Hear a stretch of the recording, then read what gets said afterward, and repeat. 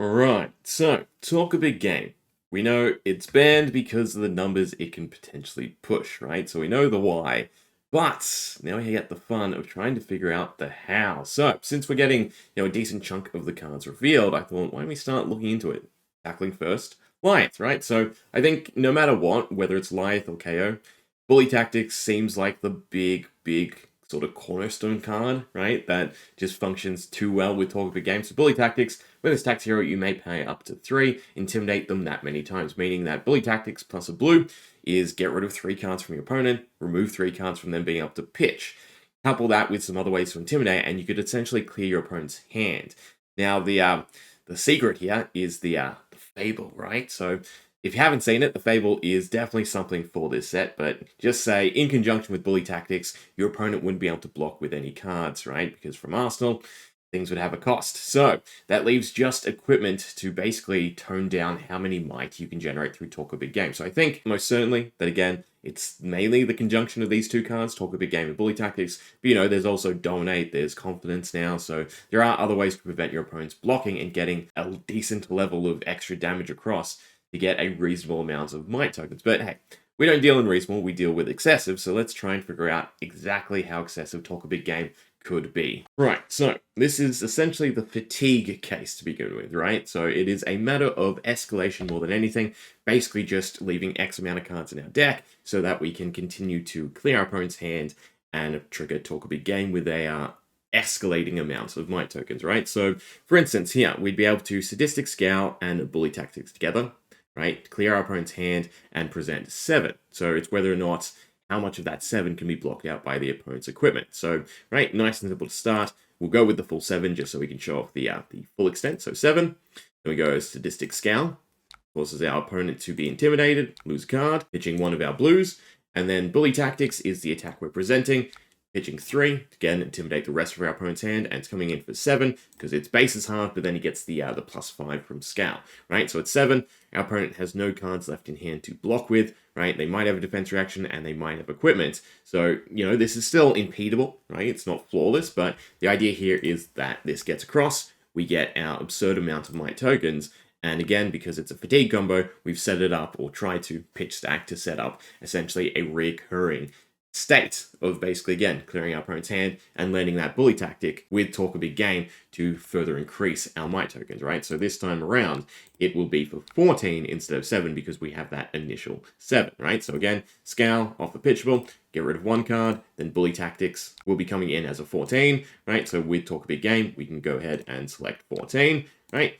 And most likely, a lot of this is landing. But again, it's sort of that ramping escalation, similar-ish to Wizard, but again, a lot more disruptible from our opponent. Not to mention, it's basically a back and forth between us and their damage, right? So although this ends up being over 40 damage, it's cutting it very close, right? 7, 14, 21, whereas our opponent will have their full hand to come back at us with, which will probably end up having a bit more of a disruptive effect, right? So I wouldn't necessarily say this is the most broken use case of Talk a Big Game, but it is an example of how, again, it can ramp up those might token generation, right? So again, we take our opponent's damage, and then last time around, right, so again, Scowl, Intimidate, pitch, Talk a Big Game, max we can select is 20, so 20 it is, and then Bully Tactics, right, for 3, and that's coming in for 21. Now again, off of this, we'd end up getting another chunk of might tokens to then easily go into something like a weapon swing, for instance. So it is a sizable amount of damage, again, over the course of, say, 4 turns. But it's not really broken in my mind, right? So let's see if we can figure something else out. Next, we have a few different ways to make it somewhat more consistent. So come Super Slam, we have access to a couple new tutors. We have Helm of Hindsight, instant pay 3, destroy this, put target action card from our graveyard on top of our deck. And then we also have the Reviled action, Fix the Match. When this attacks, search your deck for a card, then shuffle and put that on the top, right? So this is applicable for both Lyeth and KO, and more importantly, with Helm of Hindsight, this doesn't cause a shuffle, meaning that you can stack its effect in conjunction with Fix the Match if you play in the correct order. So for instance, what we can do is we can go Call the Grave, fetching ourselves our Bully Tactics to the graveyard, then allowing us to Helm of Hindsight it back. But before we do that, we have to make sure to play Fix the Match, finding our Talk the Big Game, and then we could stack our Bully Tactics on top of that, without reshuffling the deck, allowing us to line up those 2 cards for our next turn. Something that I would like about this, if it was applicable, right, in an actual match, is the fact that you could bait your opponent into maybe blocking Fix the Match, right? If they think this is what you're going for, instead of talk the big game to the top, you'd be able to select something else, or you could Helm of Hindsight something different on top of the deck, so that you then get the Might procs off of Fix the Match, which is just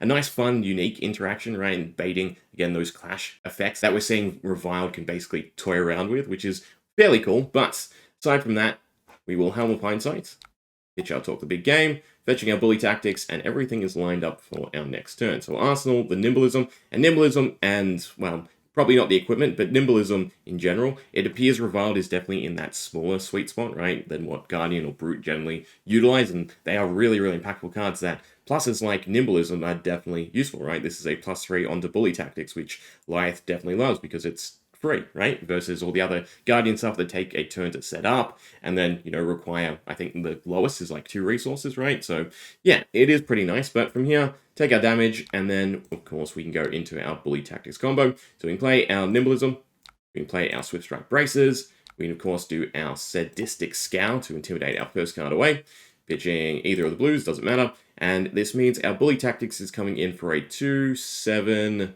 9, 12, right? So talk a big game for 12.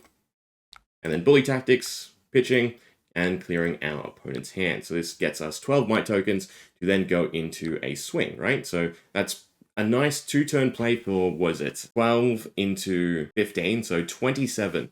Not excessive, unless we go down the 3rd round, which is setup, right? So they've sort of opened the doors both ways. So LSS have given us a bunch of Reviled cards that buff anything openly, versus that of Guardian, which is a whole bunch of setup to just focus on predominantly Guardian attack action cards as well, right? Excluding the weapon. But for instance, Leave Them Hanging is the next attack this turn, right? So that's your weapon or any card at all. But again, it goes the other way as well, where you can double down on these somewhat easier to activate effects, or effects that, again, we can stockpile for a later date because these take 2 turns to trigger, essentially, right? And then double down with the other Guardian buffs to create a really big Guardian attack. So starting off, we can set up Leave Them Hanging, which is still most likely better used on your opponent's turn, right? To use the Intimidate towards actually disrupting their play, right? Although it can work well in conjunction with something else you're doing, considering it's instant as well. You can, use it just before the defense reaction step or something like that, right? It does have its use. It still works out to the same amount of turns in delay, right? Because that first suspense counter is removed on our next turn, which would be either, opponent turn, our turn, or our turn after the opponent's turn, right? If that makes sense. But, we're again taking that sort of intermediary turn to continue to set stuff up, so it definitely doesn't hurt to utilize it now. So we can go 2 Leave Them Hangings and a 2 steps ahead, right, to set up a whole bunch of tokens.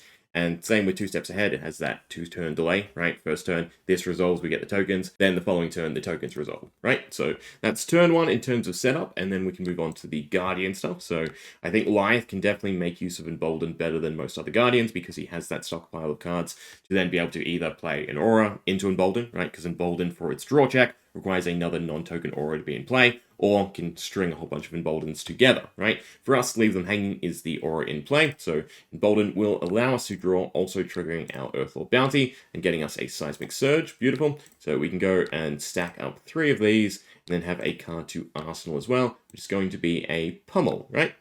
Put them to the bottom, stash the Pummel, and then we're right to go with a whole bunch of setup. So we have our Confidence, right? So as some level of block prevention.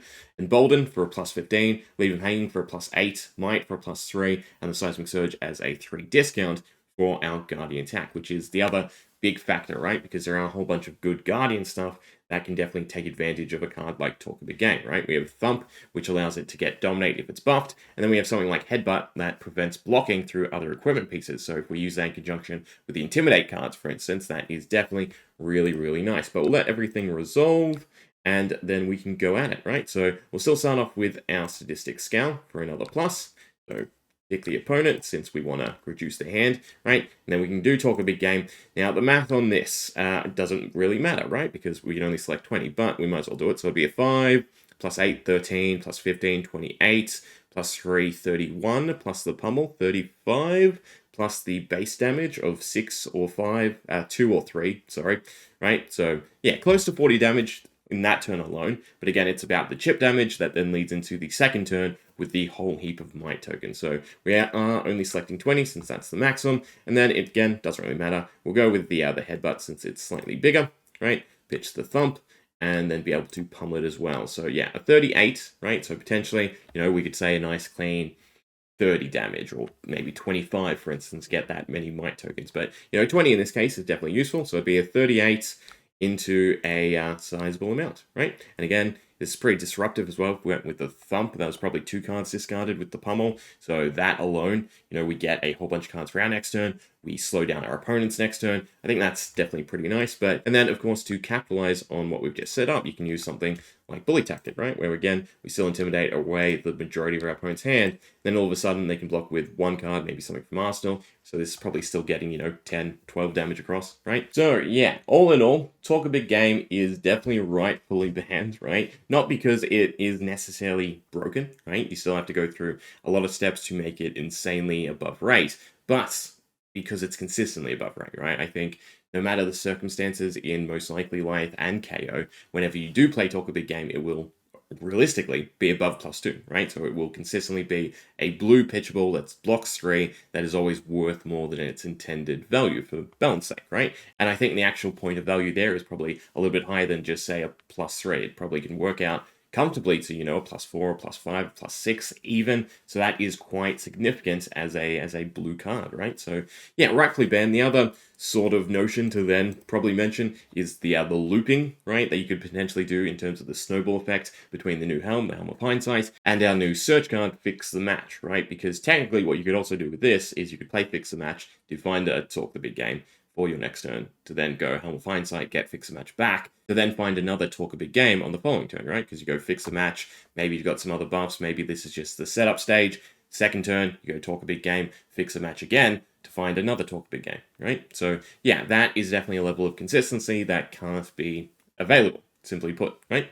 But we'll leave it there, right? What do you think? Were you happy Talk a Big Game is just cut straight away, or would you like to see, shine a little bit excessively for a little while, right? At first. Anyway, let me know what you think. See ya.